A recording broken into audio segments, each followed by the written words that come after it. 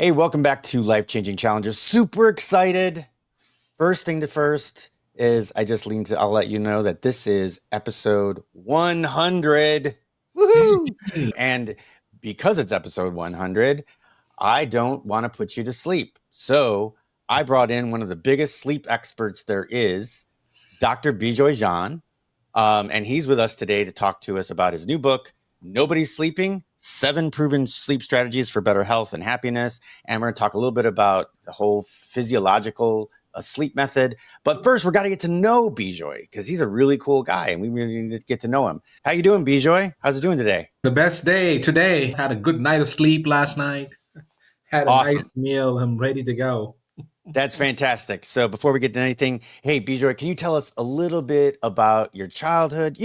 Like the complement of your family, where did you grow up, and what was it like to be Bijoy as a kid? It's an awesome question. My life began with tragedy, man. I was 11 months old. We had a major bus accident. 11 people died in that, and my mom saved me in that process. She had her legs all burnt. She was a burn victim and barely escaped. They had to do some beatings on my chest. So that's how I came to life. My mom spent an year in the hospital. So I always see her legs and I see what role of physicians have done. Always had that desire to give back to the people, especially the one guy who made a decision not to cut her legs off. Eventually, I grew up to be that guy in many people's life. I never let anybody go. I was an ICU doctor for 25 years. Never let anybody go until I'm 100% sure that person is ready to go, right? So that I'd become that person. So that's my life. Very early on, I always felt God has a plan for me in my life. I came close to dying many other times. It's weird. So I tried different things, but studies came naturally to me. I'm like, hey, this is easy. This is one thing I can do, right? I went to med school when I was 17. So I have 4 medical specialties. Wait a second, hold on. 17, you went to medical school? Correct. Yes, that is right.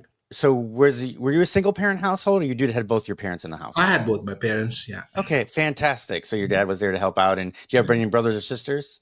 I have an older brother and older sister. I was the youngest. I was the spoiled one. I got my way, a lot of things. So the studies were natural for me. I had an Good. inclination.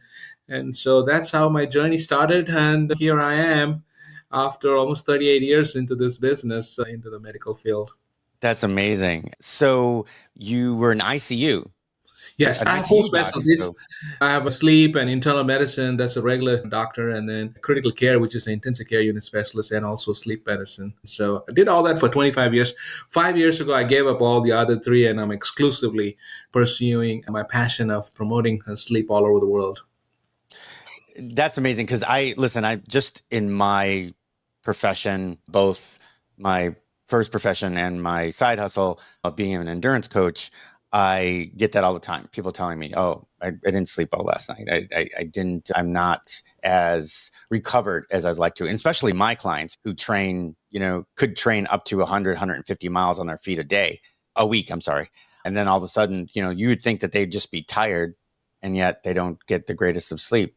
So having someone like you around is definitely needed in this day and age. The stresses and the politics and everything going on, it really, it weighs on people.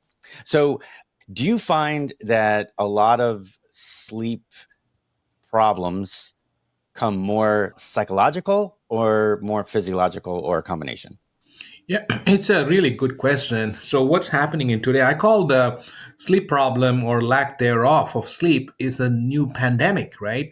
So, what we're doing in the hustle culture, we are hustling our way, but we're compromising on our sleep. But I'm of the opinion that if you sleep better, you can hustle whatever you want to hustle in the short periods of time. Poor sleep, worsens anxiety and depression, and you're more anxious. And when you're more anxious, you don't sleep. So it's a vicious cycle. So by focusing on sleep and improving sleep, your mental health will be so much better. You're much more happier. You're much more productive. And, that's how we change the world. The main reason being sleep problems don't hurt. If you have a toothache, you're going to take care of it. Sleep Right. problem, you're a little bit tired. Then you drink a cup of coffee. Then you can't sleep. You take the over-the-counter medications. So people have this quick fixes, but with period of time, it affects the whole person. So what are some of the physiological downfalls to perpetual insomnia? Correct. So, insomnia is difficulty either initiating or maintaining sleep affects all parts of the body. I'm going to start from the head.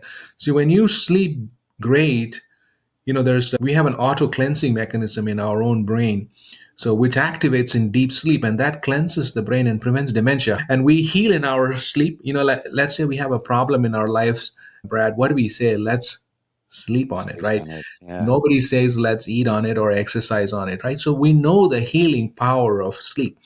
And our blood pressure goes low when you in deep sleep. So all of our blood pressure is high. We are hustling during the day, but at nighttime it calms. So the whole problems associated with high blood pressure, stroke, cardiovascular problems. So that's another huge reason. Same thing with your blood sugar, and also we secrete a lot of growth hormone in our sleep. Children need that to grow. Adults, we need it to repair our muscles. So every aspect, increases your sex drive. It helps to lower your weight. The hormonal balance between the leptins and the ghrelins all equate in sleep. So whatever you're doing, I'm saying let's start by focusing on sleep. You become more productive. You're likely to cause more errors if you don't sleep well. Look at all the accidents that has happened in the world at nighttime. What time Mhm. the Titanic sank, Yeah. the 3 Mile disaster, what time the Chernobyl disaster happened. The engineers who are operating on the Challenger, all those scientists were sleep deprived. So a lot of things happen, you know, can you imagine all the accidents? The NTSB says there's only 1/3 of vehicles are on the road, but 2/3 of all accidents happen at night. So lack of sleep is pretty, and it costs about $411 billion in 2021 to the U.S. government because of people's sleep problems. That's so interesting. Can you give us definitions of those sleep problems, the ones that are the most popular? Correct. So people come to me for two reasons: either I sleep too much, or I don't sleep. Right. So when you when you take I don't sleep, is it problems that going to sleep or staying asleep? Right. Right. And then I sleep too much is the most common condition, is because people have a condition called sleep apnea, which wakes people up multiple times, and then you're snoring, and then you're tired during the rest of the day. And there are other conditions like narcolepsy and hypersomnia. So you either sleep too much or you don't sleep. Interesting. So I deal with, in my day job, which I'm an IT professional, I deal with a lot of high type A type people. And then, of course, in my passion, which is in endurance coaching, I have guys that are type A people, right? They want to excel, they want to progress. They work out anywhere from 20 to 30 hours a week. And even with all that stress on the body, for some reason, I always have some that are having issues staying asleep. And most of the time, it's staying asleep. Most of them could nod off fast, but they don't end up staying asleep. So with somebody that's hyper focused on fitness, what do you find is usually the issue? And is there something that can be done without medication for people to start to be able to sleep longer, stay asleep? So, anybody who's in this fitness journey, either losing weight or building muscle or working out, we always talk about diet and exercise. I think it should be diet, exercise, and sleep. Because what happens in sleep, when you're rested, you're going to work out better. Easy, Hmm. duh. When you sleep better, the growth hormone is secreted. Every time you're working out, your muscles are tearing, stretching, microscopic tears. You need the growth hormone, and it Yeah. moves glycogen to move and heal those areas. So there's no way, you have to focus on it. Ask your clients, hey, how was your sleep? And let's focus on that. And then your outcome will be much better. People who are tired are cranky also. So somewhere along the line, Brad, there is a misinformation floating around. A lot of people tell me, Dr. John, I can sleep when I die, right? So I tell those people, your wish is going to come true. It Yeah. slowly erodes our body. And then people say, look at Elon Musk, he doesn't sleep, but that's a short sleeper. Not many people have that genetic gift. They say instead of sleeping, you need to be working. But that's only very few percentage of people. Even Elon Musk thought, all his employees are like him, and he forced everybody to exhaustion. Then he went on national news and say, "Hey, I'm different. I just recognize I'm different. Everybody needs to, sleep, longer." So anybody who's in this fitness world, they need to focus on and sleep. And as regarding turning off the mind, that's one question I get asked all the time. How can I turn my mind off? That's the 7 steps I give, but we can go over the whole thing or a couple of steps when you're ready to help all your clients and anybody listening. Well, like Yes. I can fall asleep on a dime, but Mhm. staying asleep. And then my biggest issue is that, when I got into my 50s, I then all of a sudden, for all you that haven't hit 50s yet, your bladder gets smaller, it feels like, and you end up Mhm. having to go to the bathroom more. Correct. But my problem is that, yeah, so no big deal, get up, go to the bathroom. But the minute that I get up, my mind starts working again. Mhm. It's like Mhm. automatic, it just turns back on. Mhm. And then now it takes a while to get back to sleep and then stay asleep. So do you have a technique or something that you've been able to pull out from your years of experience and Right. study? Yes. Let's go into the person who cannot sleep. They can't turn their mind off. Before you enter bed, I tell people to take a time out and do whatever is worrying, bothering you. Let's spend that time between 6 and 8 p.m. at night. Let's work on what was the problem last night. At the end of the 8 p.m., I write it down. If I can resolve it, I write it down. I don't take it to my bedroom. So, people have heard about a lot of these techniques, but my techniques are very unique. And when you lay down, these are the 2 techniques I teach people. One's called yoga nidra. Nidra means nothingness, right? So you lay down, but remember, you left your worries outside, right? You're not. So you lay down, palms up, you're like a corpse. And then you start like focusing from your head down and your neck muscles, the chest muscle, all the way down. You're just doing a body scan and focusing on your breath. And you will start a little bit in a trance very quickly. And the third thing I tell people is something called vivid imagination. As you're doing this, I don't want to think about reality. Remember, reality, you left it outside. I want to think people to think about the last show you saw and creation. And I've been doing this my own life. And within like 20 seconds, I'm out. So I've left my worries out.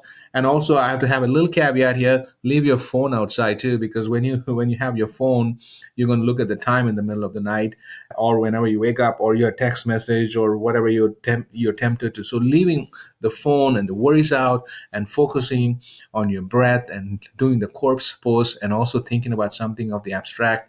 This will improve your sleep by about 30-40% instantly. All right. So Wow. yes. So the next problem, what you mentioned, is why you wake up in the middle of the night. So we wish sleep were like going to sleep and waking up, but unfortunately, sleep is in and out, and you're vulnerable to wake up. So the number one reason why 50 plus people wake up in the middle of the night is because of sleep apnea, because the apnea wakes you up, and then you wake up, you look at the time, and it's 3 o'clock or 2 o'clock, you start worrying, right? So if you look at, that's why I eliminate all timepieces and phone in my bedroom. So if you're snoring, you need to pay attention to that. And also, sleep apnea causes your heart to kind of like dilate, and a lot of blood flows in, and that makes you pee. The number one, men especially thank me when they get treatment for sleep apnea, is, Dr. John, I don't wake up in the middle of the night. This includes myself too. I have sleep apnea and I have taken treatment, and I stopped waking up in the middle of the night. So if you're waking up, that's the number one. Number two, when you wake up and can't go to sleep, I tell people to leave the room and go outside the bedroom and then come back to the bedroom after 30 minutes, because bedroom, for sex and sleep, remember, you are not going to a dining table to get hungry, right? You go there to eat food. Same thing in the bedroom. You should not be just worrying and snoring. If you're worrying, you need to leave. It happens to me also sometimes. I leave the bedroom for a second, watch TV, and then come back, but I never pick up my phone. So here we have addressed the problem, difficulty going to sleep. And then waking up in the middle of the night, you have to think about sleep problems, like I mentioned.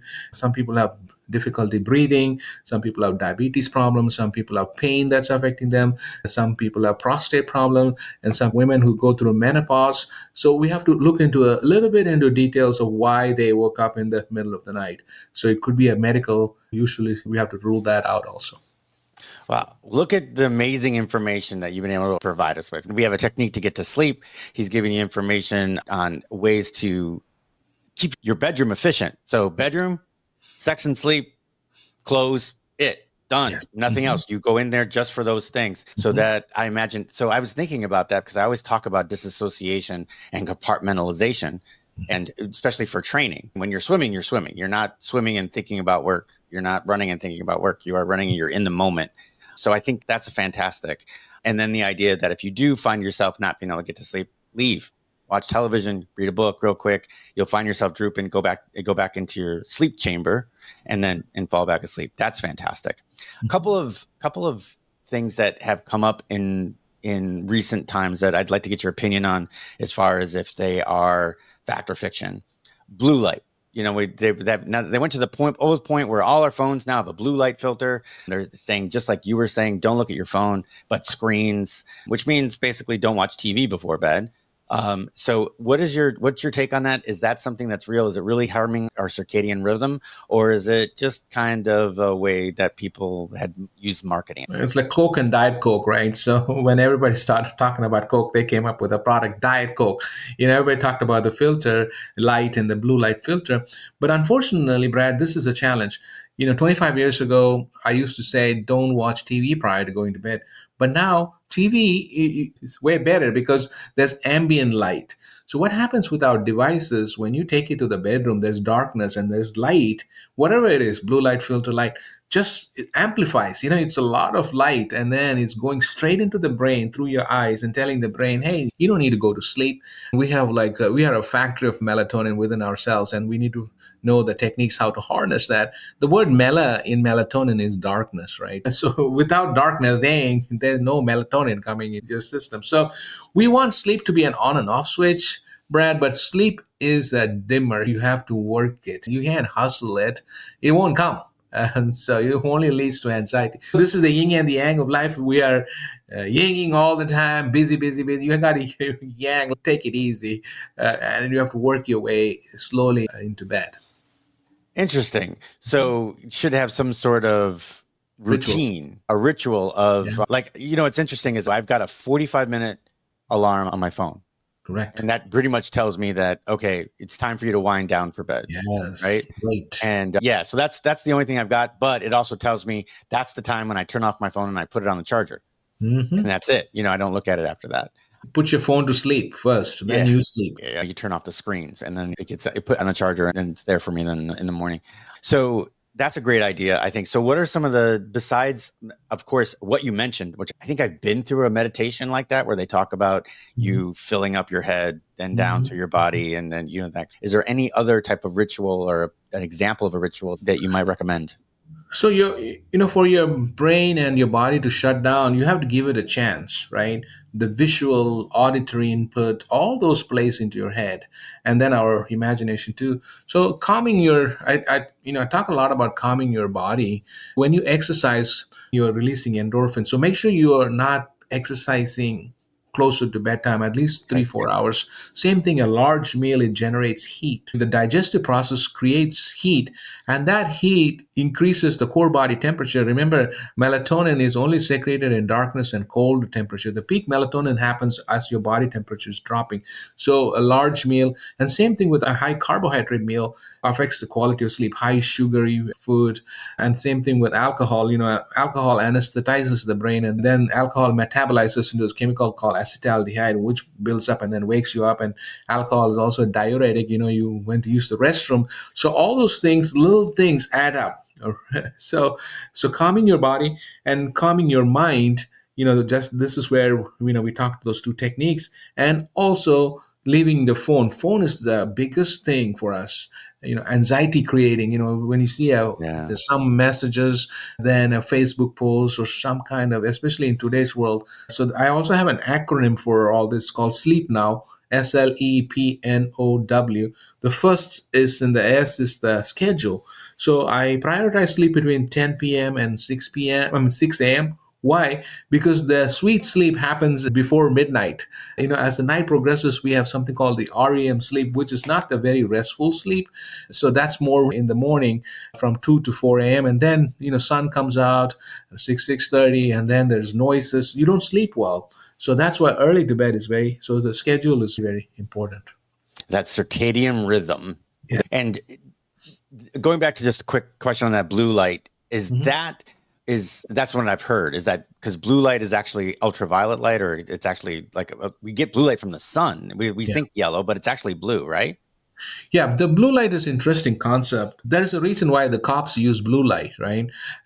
So they could have used any other light. The blue is the first thing we see. The eyes pick up blue first among all the colors. So that's actually very, very counterproductive to sleep. We want blue light. That's oceans are blue, the sky is blue. We Hmm. want blue, but not when you go to sleep. So that's why blue light is not very good for us to go to sleep. Because we want it during the day. The sun Yes. comes up, we hit blue, we hit white. So when you are looking at your phone and that's got blue light and you're not having that filter, you're tricking your brain into thinking that it's during the day, Daytime. not at night, correct? Exactly. So that's fantastic. I like to jump back and I'd like to talk a little bit more about you personally. Yes. What was the major factor of you moving from this hustle and bustle of this ICU for what you said 38 years or something into just focusing on your sleep medicine? So even in the ICU, what happens? We did a little bit of a studies. If you let a patient just sleep in for 4 hours, just don't bother them by waking them up and taking their blood pressure, they actually heal better. And the number one cause of people coming into the ICU is blood pressure related, right? Strokes, heart attack, and also the irregular heart rate, and then uncontrolled blood sugar. Then I'm thinking, what is the unifying thing about all this? That's poor sleep and a condition called sleep apnea, which we can treat. So early in your career, you're treating in reactionary medicine. You're trying Right. to solve the problem, bandage the problem, but without understanding what caused the problem. So then I'm like, wow, if sleep can have all this, people who, even in the ICU, people who are very depressed, try to end their lives and they overdose.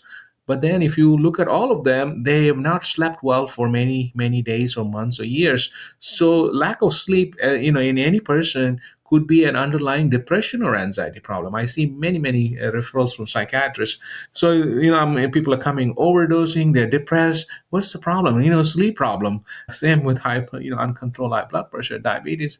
I'm like, hey, there is a whole world that we can change by preventing and talking about sleep. And of course, automobile accidents. People are sleepy. They went in an accident. I slept at the wheel. So that's another thing, trauma. So I'm thinking, I worked in, I'm like, everywhere I turn around, this is the unifying cause. And I'm like, hey, we got to do something. If you ask people, it does not have, it's not like a fever overnight. It's been there for years and erodes us slowly from within. And then one day, what does it cost for the life that was lost? And, you think about the motor vehicle accident. Are you going to be so sleepy, that you take other people's lives, innocent, lives? So that's when I was like, man, I got to do something. That's why I wrote this book, and then I'm on podcasts and TV and radio globally, everywhere. I try to, because people don't know the value. I think once Yeah. we know the Oh, value, we will be good. So, hey, I get it. I went through my period of I could sleep when I was dead, yes, and that doesn't work. But I will be honest with you. Well, I'll share something with you. So just being in the endurance sports arena, obviously around triathletes all the time. I'm personally, that's one of my favorite sports is triathlon. And I had a chance of talking to the greatest triathletes in the world, Car Frey, Tim O'Donnell, Paula Radcliffe. I had a chance to talk to all these people. I asked them what their schedule was, when they were training hard, what their schedule was. And you know what all of them said? They're like, yeah, get up early in the morning, you knock out your workout, then you knock out your first workout, go home, get food, take a nap. yes.